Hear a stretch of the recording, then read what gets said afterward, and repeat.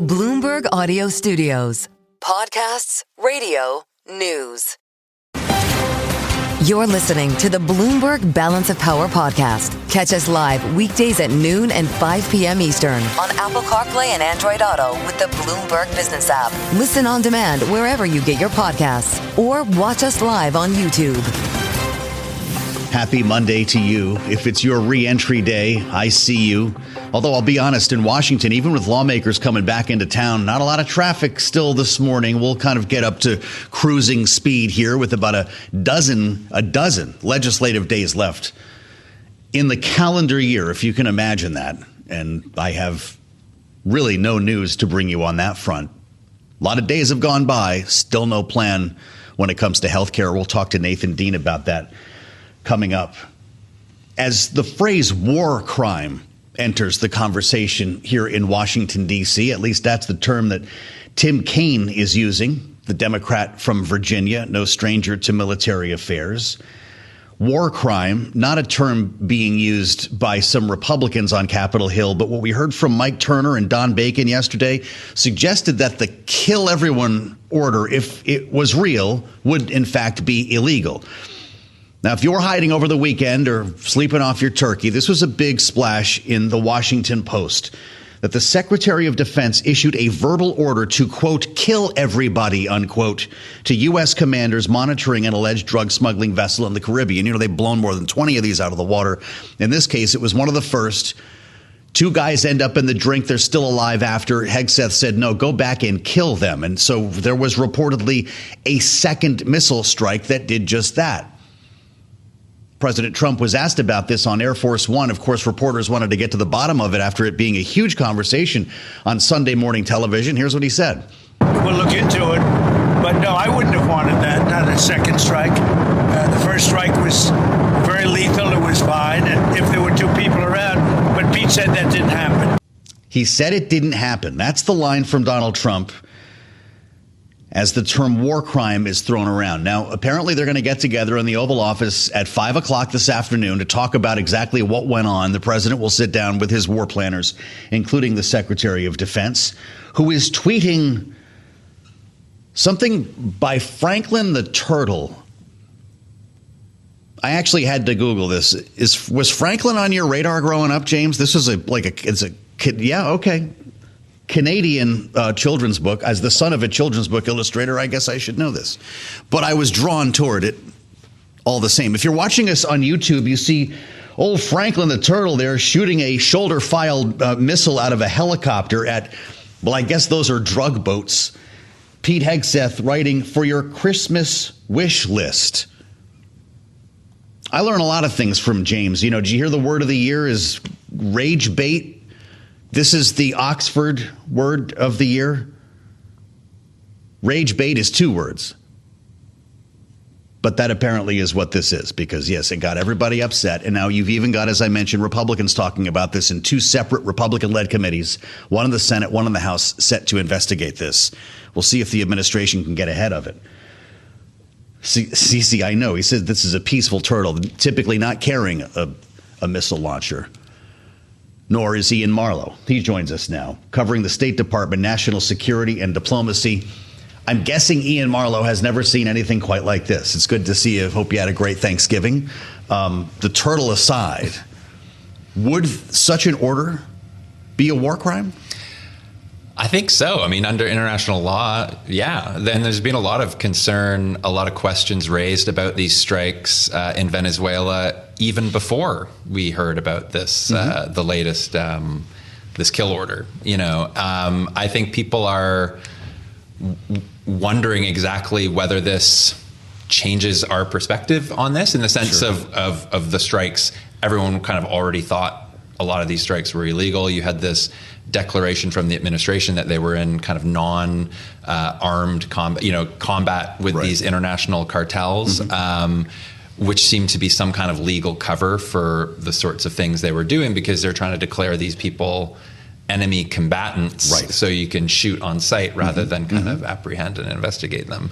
I think this latest one is very pertinent for whether Hegseth lasts much longer in this role. If this becomes something that keeps rolling on in D.C., accusations of war crimes, that's not particularly a good look. I think they've embraced the controversy over these strikes, over intimidating Venezuela, talking tough about these cartels and talking about how these strikes and the sort of brazen nature of them in general is meant to act as some kind of message to cartels. This is what we're doing.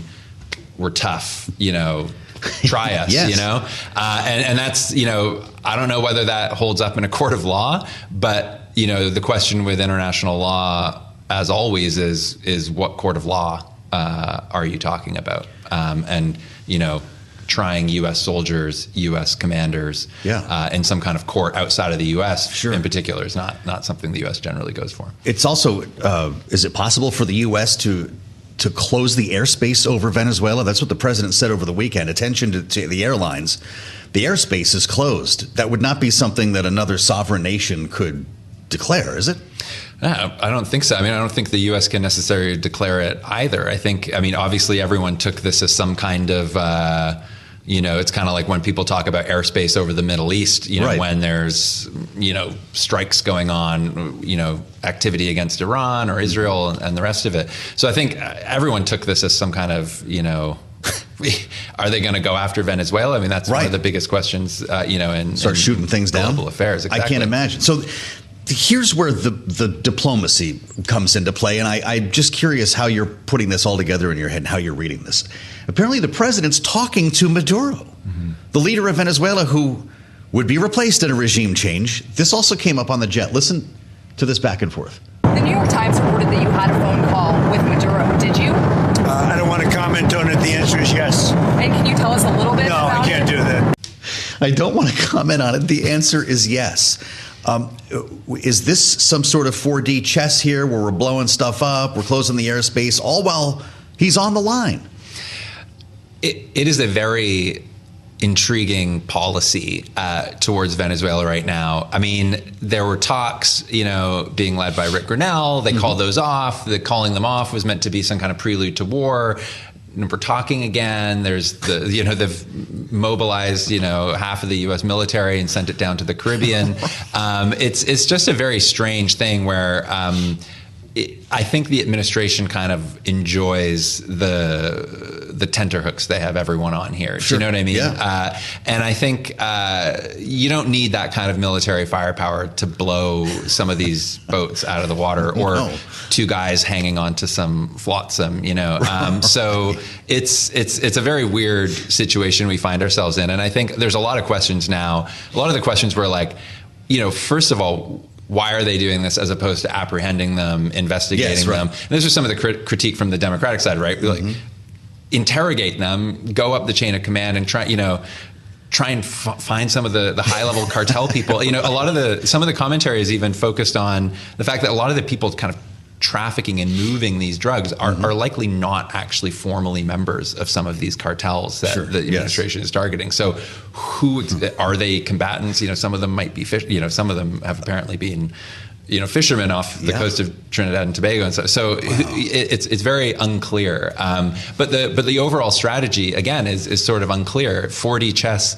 I think that if it is, there's a lot of us who are missing, the first three dimensions of that, I think. Understood. Well put. This new press corps at the Pentagon is going to get its first briefing today. Will we learn anything about any of this? I am not sure, and I am not sure what kind of questions we're going to get from some of these these journalists. Yeah, maybe Lindell TV. Did Lindell get in there, James? I can't remember if they're part of that. Yeah, we'll have much more on this as we make our way through the program. And big thanks to Iain Marlow for getting us started. It's always a pleasure. Find Iain's work on the terminal and online. Stay with us on Balance of Power. We'll have much more coming up after this. You're listening to the Bloomberg Balance of Power podcast. Catch us live weekdays at noon and 5 p.m. Eastern on Apple CarPlay and Android Auto with the Bloomberg Business app. You can also listen live on Amazon Alexa from our flagship New York station. Just say, Alexa, play Bloomberg 1130. They're preparing investigations on Capitol Hill. The story has nothing to do with Jeffrey Epstein. The Senate Armed Services Committee announcing it will be, quote, conducting vigorous oversight to determine the facts, unquote. We had a similar statement from the House Armed Services Committee. Of course, they are both Republican-led with a Republican-controlled Congress. And we heard over the weekend from the likes of Mike Turner of Ohio, Don Bacon of Nebraska, suggesting that this kill-em-all order, if real, would be illegal. Tim Kaine, the Democrat from Virginia, takes it a step further to actually use the phrase war crime. This does not appear to be an administration terribly worried about it, and we're talking about the destruction of these drug boats, these alleged drug smuggling boats coming out of Venezuela. Washington Post reporting over the weekend that Hegseth gave a spoken order to kill all crew members on one of these boats that saw a couple of them survive. They're hanging onto the side of this thing, and we went back in and struck them twice. Now, President Trump, who says he still has great confidence in the defense secretary, says he never said that, and he believes him 100%. But he's going to look into it. And around 5 o'clock today in the White House, apparently the president will get a briefing on all of this. That's separate and unrelated to the investigations that are taking place on Capitol Hill, or will, as lawmakers get back to town today. It's where we start with our political panel. Also back together for the first time in more than a week, Rick Davis, Republican strategist and partner at Stonecourt Capital, alongside Jeanne Zaino, democracy visiting fellow at Harvard Kennedy School's Ash Center, our Democratic analysts, both Bloomberg Politics contributors. It's great to see both of you, and I hope you both had a great holiday with your families and friends. Rick, you're no stranger to the Pentagon, and of course, you spent a lot of time with a Navy man in the United States Senate. We don't need to go through all of that right now. When you start hearing terms like illegal order, like war crime, how should we be preparing for the next stage of this story? Because the president's going to try to get out in front of this later on today. He says he believes Pete Hegseth. How about you? Yeah, normally you wouldn't walk the president out ahead of this. You just follow the fact pattern. If there was indeed a second attack on the survivors of the initial attack, somebody gave the order to attack. And chain of command is very, very important in a combat situation. And so it's not that hard to follow the chain of command back to who gave the order. I'm a little surprised that if it's not Pete Hegseth, it's true what he was saying, then somebody did, and they have to account for that. So you can run, but you can't hide on this one. This is what makes the U.S. military so unique and different, is their discipline, the importance of chain of command, the importance of law in combat situation. And when you have, Representatives Turner and others saying, that these things would be a violation of international and U.S. law, these are the most sober experts within the Republican Party around these kinds of issues in defense, national security, and intelligence. And you've got to have this answer quick. If by week end we're still talking about this, it's going to be a huge bruise on the Trump administration's inability to answer simple questions about these combat situations. Well, it's not like Pete Hegseth is openly worried about this. We did hear from the president on Air Force One, Jeanne, and I mentioned what he said. I wouldn't have wanted that, he said. Not a second strike. The first strike was very lethal.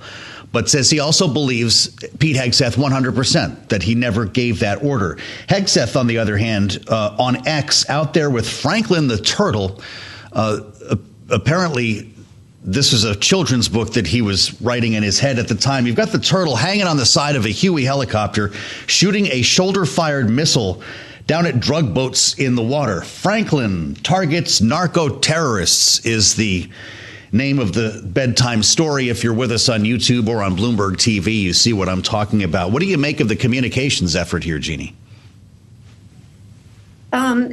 Franklin is a beloved children's character, and Hegseth, I think, it speaks volumes that is what he put out.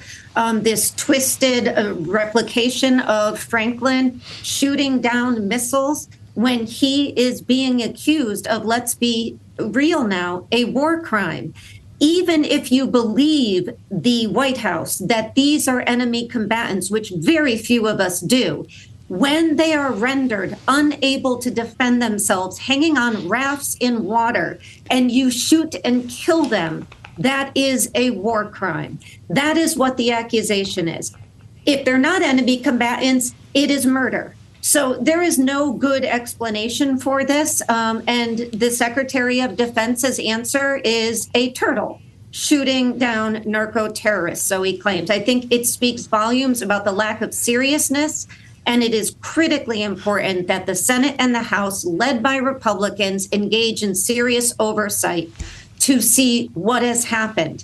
And I also want to point out, Joe, all of this came out in the Washington Post amidst Pete Hegseth's best efforts to keep all of the press out of the Pentagon. It didn't help, as we discussed before, and some of the best reporting we've seen on the Pentagon has come since. So 3 cheers for the press in the United States for not being cowed by Pete Hegseth's best attempts to keep them from investigating what he is doing there. Well, it's not lost on us that Franklin is a Canadian turtle. It was a Canadian children's book series. So just for context there. But to Jeannie's point, Rick, not a lot of journalists left inside the Pentagon unless you consider the Gateway Pundit, Post-Millennial, Human Events, National Pulse, Laura Loomer to be such.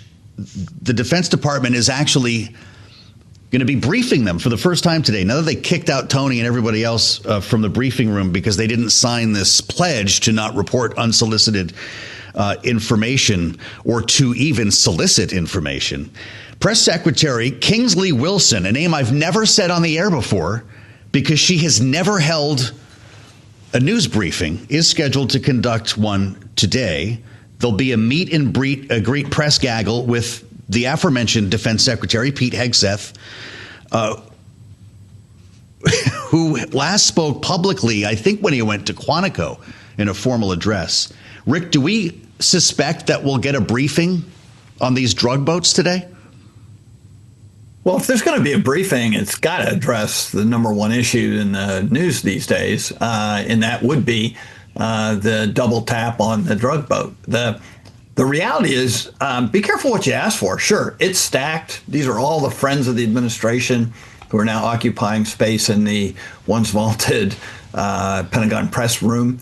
But look what happened in the White House last week. I mean, like Mandani, the mayor-elect from New York, shows up, and they all attack him. I mean, it was not exactly what I think the president had in mind on the love fest that he was promoting. And so we know the right has been very suspicious of the administration's efforts in Venezuela, questioning whether or not, this is an American first policy.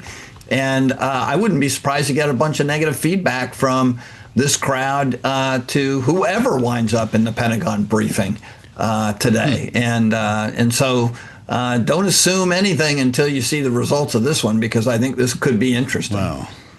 It's going to be very interesting, I guess, as will the results of President Trump's MRI. Jeannie, this is something that came up on Air Force One over the weekend. It came up with Governor Tim Walz, who responded to a very disparaging tweet by the president, or Truth or something, by asking him about the results for the MRI. We know that he had one, Jeannie. We don't know what it was for. And with all the questions, we talked about the New York Times hit piece on the president's health last week, with all the questions about his age, health, cognitive ability, this has come back to the fore. And so reporters asked the president at the back of the jet what the MRI was for. Listen to this back and forth with the president. If you want to have it released, I'll release it. Please, can you tell us what they were looking at?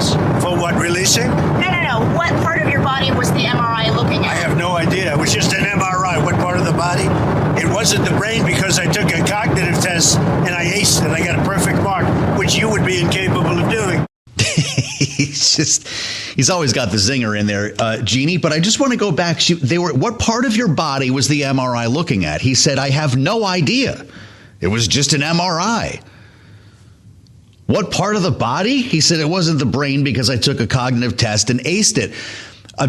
Jeannie, I'll just speak for myself. Anytime I've ever had an MRI, I've had a couple of them First of all, I was very scared to go into this weird dark thing, the claustrophobia, but I was very sure what part of the body they were looking at. What do you make of this answer? I'm trying to think, Joe, was it person, woman, man, camera, TV? That was the cognitive test that he aced. Yes, I'm with you, Joe. Every time I've had an MRI, and I am claustrophobic, so I don't like them, you know why you're there. So it's odd the president doesn't know why he's there. Also odd is the fact that this is for a supposedly annual checkup. And then they said, wait, it's going to be semi-annual in October. Nobody explained why. He is the president of the United States. And he was cowed into this essentially by the governor, because what was the president doing midnight on Thanksgiving when the rest of us were celebrating with friends, family, sleeping, drinking, whatever you were doing? He was on Truth Social posting horrific words that even kindergartners know not to say, that are incredibly detrimental about the governor of Minnesota, who came back and said, maybe you're not feeling well and should release the results of your MRI. So I hope we get these results. Of course, in true Trump style, he followed it by telling the reporter, a female reporter as usual, you wouldn't have been able to ace the cognitive test. So there you go. A typical day. Rick, have you ever had an MRI but didn't know why? No, I'm not sure I've actually had an MRI, and if I did, I'm pretty confident I knew why I was in there doing it. I try to avoid hospitals as much as possible, but obviously, I'm so with you on that. The president has a way of just forgetting what happens inside them, so maybe he's found a better way to deal with it. They give you headphones, they'll play music for you when you're in there because it's loud and scary. Maybe they just had some great music. Lee Greenwood was playing or something like that. But if we get some details on the MRI, he said he'd release it. We'll have it for you here. Jeanne and Rick will talk about it. We'll put our panel together. Really glad to have these two back together after Thanksgiving. I'm thankful for our panel, even the Monday after. Rick Davis and Jeanne Zaino. Stay with us on Balance of Power. We'll have much more coming up after this.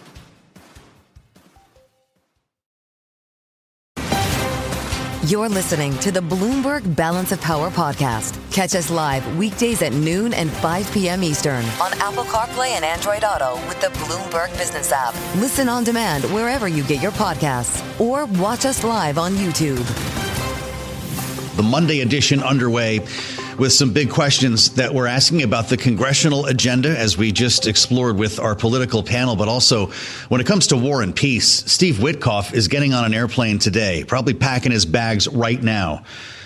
The man who has not been to Ukraine yet this year is making his 6th trip to Moscow, where he will be sitting down with Vladimir Putin. And he's not the only one talking about this. President Zelensky in France today to speak with Emmanuel Macron, who we understand just as well spoke with President Trump about Ukraine. That headline just crossed the terminal a short time ago, with hopes that we're on the precipice of some sort of breakthrough here, knowing that Witkoff, Jared Kushner, and the Secretary of State, Marco Rubio, have helped to hammer out something in the area of what is now, we understand, a 19-point peace plan, having had a 5-hour meeting over the weekend here outside of Miami, focused on exactly where the border will be drawn in Ukraine, according to the latest from Axios.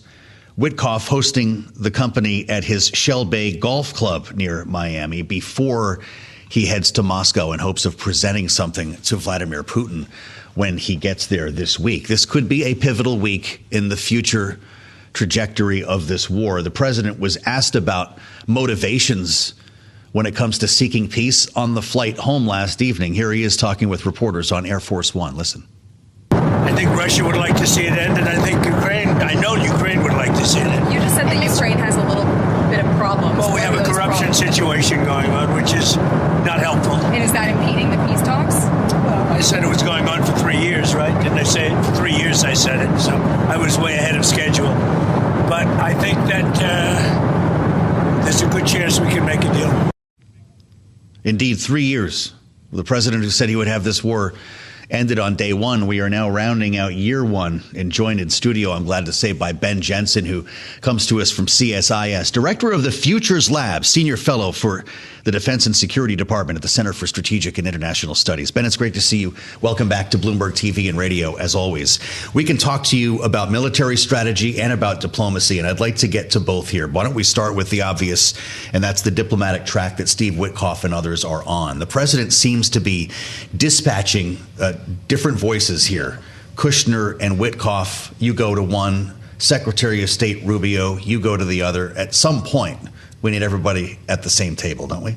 We do, but this is how modern peace negotiations work. So despite some of the strangeness that surrounds this, despite that it's a very tight personalistic network that the president is using to negotiate, which is different than standard diplomatic practice, at least in the United States, everything you're seeing playing out is actually not that uncommon in some senses. So if you look at the actual statistics of how peace negotiations and wars end, sadly, in the modern world, wars either peter out or you come to an uneasy ceasefire that fails. So only 31% of conflicts end in some type of negotiated settlement. And even of those, 40%, even during negotiations, relapse into conflict within 5 years. So I think that's why you've accurately seen Secretary Rubio characterize this phase as the start of a negotiation. He called it, I think, a living document. That's right. And so that's why you have everyone going out, trusted person-to-person conversations. And we're trying to work out, we've gone from 28, the U.S. initial kind of Witkoff deal, I guess we can call it, down to 24, the European. Now we're down to a 19-point proposal. And so what you're seeing is each side engage in a bargaining activity that allows them to look at where the most intractable issues are, what's mutually acceptable, although painful to both sides. So I'm still mildly optimistic, but I think the best case is that this all results in a ceasefire, and I'd rate that as less than even chances. Fascinating. I've never heard those stats before. That's fascinating for the backdrop to these talks. There's a lot that Ukraine has to potentially lose here. What would Russia be giving up in the plans that you've heard about? Well, I'm curious about that too, and apparently only Special Envoy Witkoff knows that, and it doesn't look like a lot. So we've actually been studying this pretty in depth at the Futures Lab for a year. So about a year ago, I traveled to Ukraine about every 6 months to try to do my best to help out with that side of the conflict, not the Russian side. And what I noticed in that process is I had a sense the war is coming to a critical point, and you're going to have to end at some point. No war can last forever. This has been brutal for Ukrainian society. These are people fighting for their freedom against all odds. And so we started to write over the last year of what would the negotiations look like. In fact, we actually surveyed experts. We scraped prominent news sources. And then we actually trained using an API into ChatGPT 4.0. We actually ran 1,000 different simulations of different peace negotiations to use kind of modern technology to analyze the distribution. And so your viewers can check that out at Strategic Headwinds, but that's a lot of our research on this is shown. All public. That's all public. We built this because we want Ukrainian negotiators, European negotiators, American negotiators, first and foremost, to have access to objective, nonpartisan data they can use to help find a negotiation. What do you find in that? Number one, good news about the Macron meeting, because whenever we look at human experts or the AI model replicating them, security guarantees are the most important thing. So the 28-point plan was dead on arrival because it didn't really have anything for credible security guarantees. It kind of threatened diplomatic démarches and some economic punishment. So security guarantees are by far the most important thing. Where we saw humans and AI diverge is what comes next. And so humans seem to think there's really a room for freeing up these Russian frozen assets, giving it back to Moscow, reducing sanctions, so kind of using economics to induce Moscow in. When we ran the AI simulations, and that included loading over 300 past peace agreements in, they were less optimistic about the economic component. Now, I still personally think economic statecraft is the fulcrum here. That's the only way you can get Russia to agree. And I think the good news, if there is any, out of the Witkoff trips, is that he seems to have the right people in Russia talking about some type of investment scheme. The bad news is that doesn't seem to direct the money to rebuild Ukraine that Russia has spent years now destroying. I'm blown away by this. Did you know, James, we were going to get into this? So AI is the platform, though. Yes. Economic diplomacy might be the fulcrum, but AI is the platform that you're talking about to find peace. Yeah. Is this the future of war and peace? Well, we think so. I mean, in my lab, we believe that AI agents can help humans digest larger volumes of information. So you still need expert human users. And I'm sure your audience in Bloomberg has been using technology like this for a long time, right? It's still a trader's intuition, but the more data they can analyze, the more they can apply statistical reasoning to it, the more they can find past patterns, look for those strange signals, the more likely they are to seize an opportunity. So what we've done is use that initial analytics to then look at where we needed to go deep. And that's why most of the pieces your viewers will find on there deal with the details of security guarantees and then some of the economic aspects. Now, one of the most important things to highlight, and that all parties agree, is that even if it seems like this deal comes to an end, it doesn't. That 40% relapsing in 5 years is really important. And one of the major things to really watch for is usually the reason it relapses is because each political party has a backlash, a spoiler domestically. So Zelensky, if that line is drawn wrong, and in the middle of a corruption scandal, Zelensky's all of a sudden voted or chased out of office, and you have hardline factions come up in Ukraine. I'd love to see Putin replaced, but we ought to really think what comes after Putin, and if even Russia would stay a actual sovereign state or dissolve into a series of regions. So one of the things you have to watch for carefully as you spread this out, and this is why it's important to build that RAG model with AI to analyze historic peace agreements, is that domestic political spoiler, how domestic politics matter when you're ending an international war. This has been a real eye-opener for me. Before you leave us, with all of that said, do you expect this week to bring a breakthrough, or are we way over our skis on this? I hope and pray are different than reasoned estimates. And so I would say I think Secretary Rubio is right. This is a living document. I think Putin is going to prolong this as much as possible, and he's still going to try to bomb Ukraine into submission. Our firepower strike data showed that the month of October saw a threefold increase over 1 year. So October 2024 versus 2025, 3 times as many Shaheeds, ballistic missiles, and cruise missiles were used to target Ukrainian cities with a special focus on power infrastructure. He wants the Ukrainian people to freeze while he protracts negotiations so that he can get more territory and get more of that oligarch loot back in his pocket and not investing in a dynamic Ukrainian free economy. Cold as a weapon. I learn something every time I talk to you. Ben Jensen, CSIS, thank you so much. We all learn from Ben when he's here. Back it up on YouTube or on TV or subscribe to the podcast, because I haven't heard that anywhere. Center for Strategic and International Studies, Ben Jensen. I'm Joe Mathieu in Washington as we round out Balance of Power here for this Monday, the early edition. We want to just keep tabs on what's happening on Wall Street because we saw a real run at a recovery a short time ago. We're back in the red here, but well off our lows of the session. And Norah, Mulinda, Bloomberg markets correspondent, is with us now from World Headquarters in New York. We just can't help ourselves from buying the dip here, Norah. We clearly cannot. But I mean, we are seeing a lot of dip buyers out in the market, as you mentioned here. This is really encouraging to a lot of the sources that I've been speaking with, especially as we think about the momentum headed into year end. I mean, if you think about the fact that we've been seeing a rally, the longest streak of monthly gains since 2021. But as we sit here today, of course, we are seeing a bit of a breather from that rally as we are seeing stocks here falling into the red. And it's a little bit of risk off sentiment that we're seeing percolating right now, especially as we see a lot of traders looking ahead to the Fed meeting. There's still a lot of unrest right now, a lot of questions right now about the strength of the consumer. But I mean, of course, we did get that retail picture here from Black Friday here that really did show us that we are seeing strength in the consumer, despite the fact that there were a lot of concerns about resiliency there.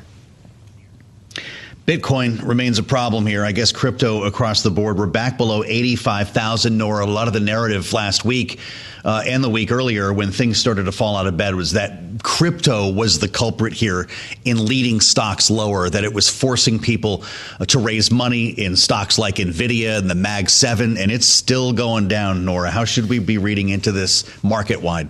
Well, analysts are really looking at 80,000 as the new key support level here. And this is really a big difference from what we saw when we saw a rally of Bitcoin above 100,000. So we really are seeing some pressure here on this asset class. And it's no surprise when you did see a lot of people pulling out of Bitcoin when there is some sort of risk off sentiment in the market. But we did get that news from Strategy, of course, also seeing a sell off after they said that they had were creating a $1.4 billion reserve to pay for future dividend and interest payments. But a lot of investors are really saying that this isn't really quelling concerns more broadly, that a lot of these companies like Bitcoin treasury firms are actually going to be able to be forced to sell their Bitcoin holdings here, especially if we continue to see a downward trend. Yeah, well, we'll keep tabs on the rest of the session with your help, Norah. Thank you so much. Norah, Mulinda, back with us on Balance of Power. I'm Joe Mathieu in Washington, where we now have breaking news coming from the White House. In our remaining moment, I do want to let you know, and Caroline Levitt is talking about this with reporters in the briefing room. We have a document here about President Trump's MRI. He was asked about this on the plane last evening and could not detail what body part was being looked at. Apparently, according to Caroline Levitt, again, the White House press secretary, this was preventative. The MRI, preventative imaging, cardiovascular imaging, the president's cardiovascular system showing excellent health, abdominal imaging perfectly normal. As I read from the letter, President Trump's cardiovascular imaging perfectly normal. There is no evidence of arterial narrowing, impairing blood flow, or abnormalities in the heart or major vessels. The heart chambers are normal in size, it reads.